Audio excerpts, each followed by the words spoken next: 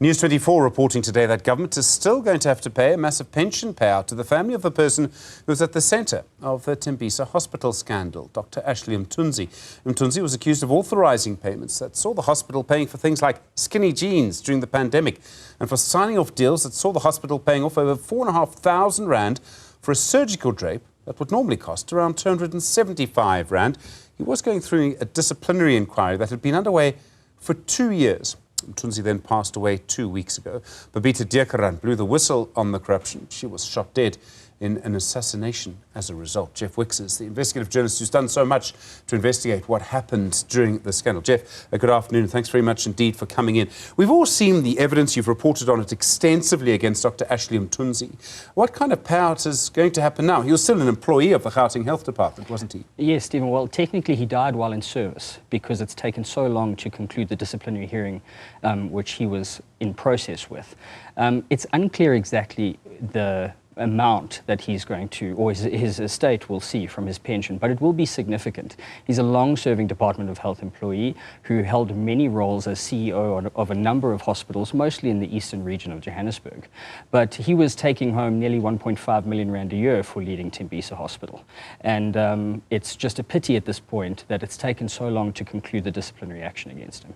So this is really the thing. I mean, 2 years for a disciplinary inquiry. I mean, at some point, he would probably be able to go to court to have the whole thing stopped. He would have been able to if he hadn't passed away. Has there been any explanation from Gauteng Health as to why this inquiry just seemed to stop? It seemed to just pause and never start again. Yeah, unfortunately not. We issued questions to the department and tried to ask them why there were so frequent delays in this matter, and they unfortunately didn't respond to us. We gave them a week and they couldn't see fit to respond to our questions. But that notwithstanding, he was accused of misconduct alongside Gauteng Health CFO Lerato Maggio, and she's also been on paid suspension for nearly 2 years at this point, and she will still face that process, which is still hopefully going to be concluded at some point. It's just that now we don't know when that's going to happen. So she's still in the process. So the process then does have to actually conclude at some point. Absolutely. And she's been suspended for nearly 2 years now as well. And she would have been paid approximately 3 million rand in salaries while she sat at home and while someone else has occupied her post. And both are very key individuals in what Babita Deokaran found at the hospital.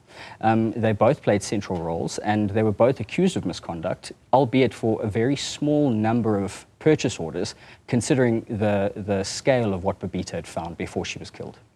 But were there other people involved in this as well? I mean, it wasn't just Dr Ashley Mthunzi signing off purchase orders himself at the hospital, was it? No, absolutely. He was the ultimate, he had the ultimate responsibility as hospital manager, but there's at least 6 other staff members who remain employed by Tembisa Hospital, also gathering salaries whilst they face disciplinary action.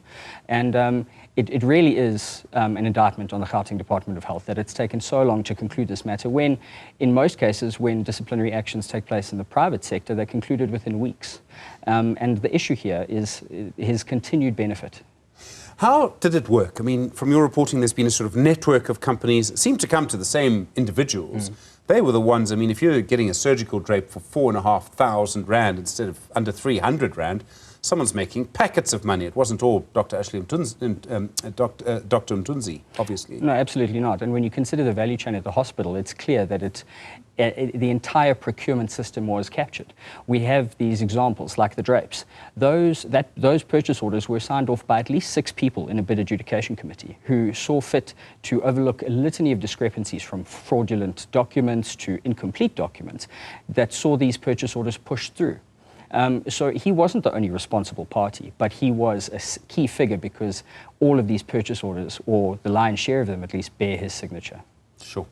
And the family of Babita Deokaran, I mean, they've been watching all of this. We know she was assassinated. There's been a court case. There's been the people who we understand were involved in the assassination haven't really explained who actually paid the money. There was clearly someone who paid to have her killed. Yes, absolutely. And they are angered, and justifiably so, because they expected the officials within the Gauteng Health Department to be held to account.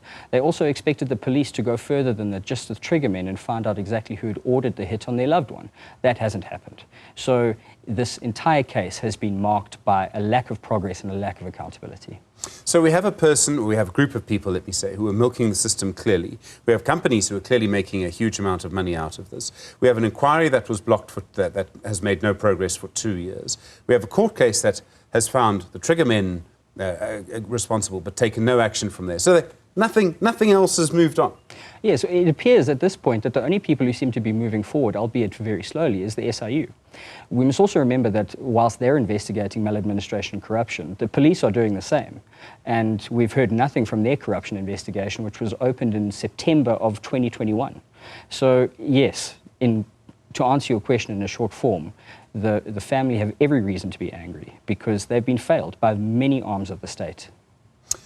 Could other hospitals, could what you've been reporting on so consistently at Tembisa Hospital be happening in other places? I mean, this was happening during a pandemic. There was a little bit of pressure on the system. We all know what happened as a result of that. Could this have happened at other hospitals? Could it still be happening at other hospitals, maybe in Gauteng? Well, we know it was happening at other hospitals, at least 5 other hospitals in Gauteng. The same networks of letterbox companies that were preying on the funds of Tembisa also were getting orders from 5 other hospitals in the network. So this is not a situation that's limited to Tembisa itself, but in fact, it could be spread across the province's healthcare sector. I mean, it's amazing because Gauteng Health and hospitals are often concerned about money. They're always talking about the fact that they just don't have enough resources. They will often say, for example, that they simply don't have the ability to actually, get their resources, to get patients treated. They'll actually say to us that the reason that this happens is simply that they don't get money. They'll talk about a high patient load. All of those things are true, but here we have surgical drapes for 4,500 rand. No, absolutely. And when you think about what Babita Deokaran had found, she found 850 million rands in transactions that were processed in 4 months. Sure. And that's from one hospital. So it gives you an idea of the scale of this thing, especially considering that the SIU has found in their subsequent investigation that this is just the tip of the iceberg. And they'll be looking at upwards of 10,000 transactions to try and understand where all this money was going. Are you seeing other people must be very interested in this case as well, not so much the police, but health experts looking at a better health system? I mean, they must have a strong view on something like this. And many of those people who speak to us say this does not augur well for the NHI, because bear in mind, all of this procurement took place within the strictures of all of our current procurement regulations, which are going to be mirrored in the NHI. So it is disquieting, to say the least. Jeff Wicks, thank you very much indeed, investigative journalist at News 24.